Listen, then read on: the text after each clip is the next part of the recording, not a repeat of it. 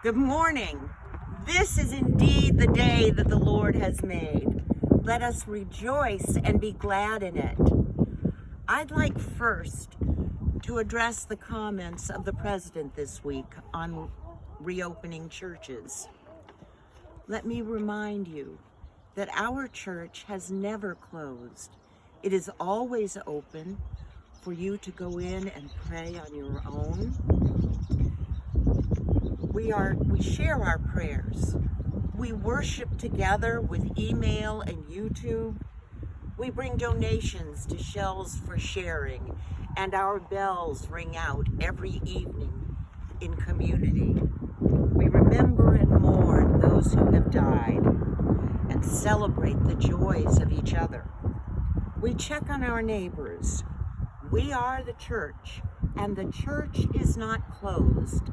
Like the men and women we honor here today, the church is deployed.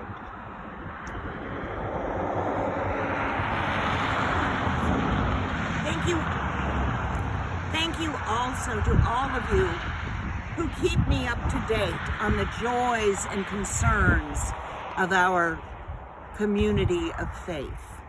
This has been a joyful weekend for Gail and Bill Bachman, with two grandsons, Sebastian and Austin, graduating, and with beautiful new great-granddaughter, Haley Elizabeth. We celebrate the lives of Connie Best and Penny Mardoyan this week on their birthdays. And with the rest of my family, I am relieved and grateful that my niece Hannah has finally been able to return from France, where she was teaching and in quarantine. This is the day that the Lord has made. Let us rejoice and be glad in it. These are not usually the surroundings we think of in rejoicing. And I am here to honor those who gave their lives to ensure our freedoms, including the freedom to practice our faith at a time when it is not possible to come together in worship. In April 1863, in Columbus, Mississippi, after decorating the graves of her two sons, who had given their lives for their beloved Southland, an elderly woman went to two mounds of dirt in the corner of the graveyard and laid memorial flowers there as well. "What are you doing?" her friends asked. "Those are the graves of Union soldiers." The elderly woman replied, "I know that, but I also know that a mother and a young wife in the North are mourning them as we mourn ours." That loving deed set in motion our celebration, which has become known as Memorial Day. We honor the war dead once a year, but their sacrifice is evident every single day of the year.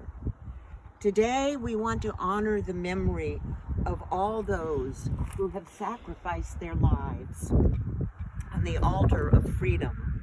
Those thousands of sacrificed lives were not given in vain. Because of their sacrifice, we are free today and have the right to assemble ourselves together in whatever way to worship God. I'm not here to diminish the service and sacrifice of these men and women who have served our nation so faithfully and valiantly, but I want to talk about another great soldier. This great soldier stepped onto a harsh battlefield one day. He took up arms and entered the fight, knowing that it would cost him everything.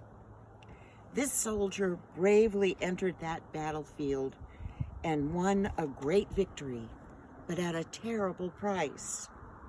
This great soldier gave his life not for a nation, but for humanity.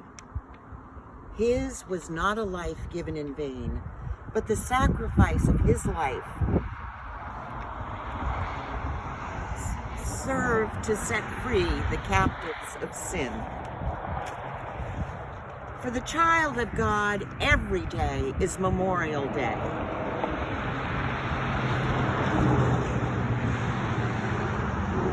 We remember the sacrifice of heaven's greatest soldier. Today we remember a man named Jesus and the sacrifice he made for us all. Like every soldier, when Jesus came to this earth, he left his home. He had from all eternity lived in heaven. He had existed in a place of perfection, free from sin, pain, suffering, and sorrow. He came from a land where he was exalted, honored, and worshiped. Yet he willingly left all of that behind to enter this less than perfect world.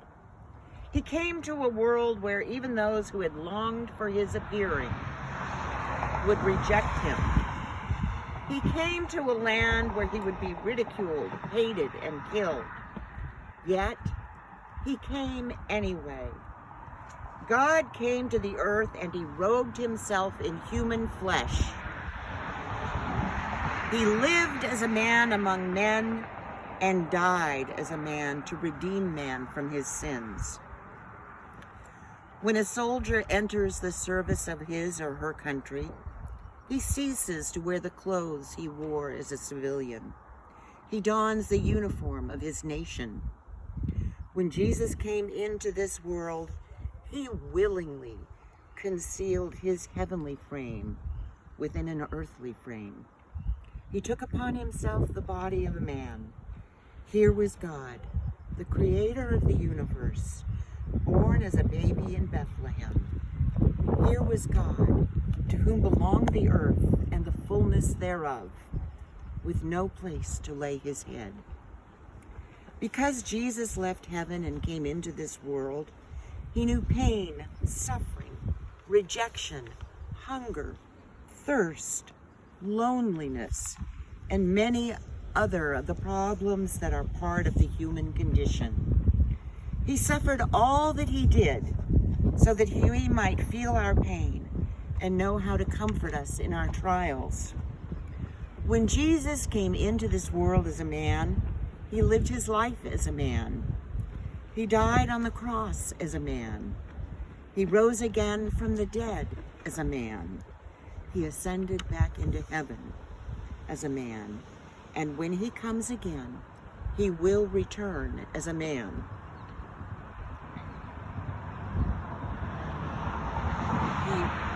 He willingly and forever laid aside his omnipresence and limited himself to a human body for all eternity because he loved us.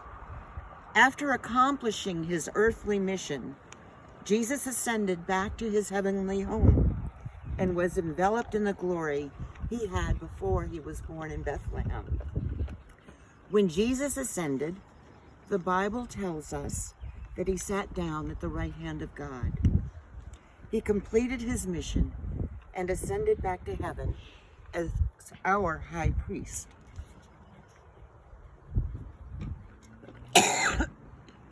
There at the right hand of God, Jesus makes intercession for you and me as we journey through this land toward home.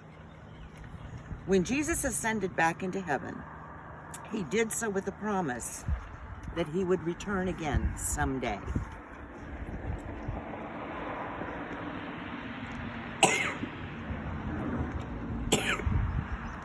Over 1.1 million men and women have died to guarantee our freedom as Americans. They gave out their all so that we might enjoy all the blessings of this great land. Today, we honor their memory and their sacrifice, and we thank God for every one of them. But I would remind you that every day is Memorial Day. One day, heaven's greatest soldier came to this earth and died to give us eternal freedom from the penalty, power, and presence of sin. Thank God for the unspeakable gifts given for our lives and our freedoms.